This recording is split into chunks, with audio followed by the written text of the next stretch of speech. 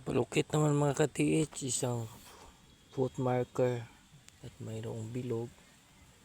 Tapos siya nakalagay. Tapos nagtataka ako dito, may nakapile na bato. Dito may ano.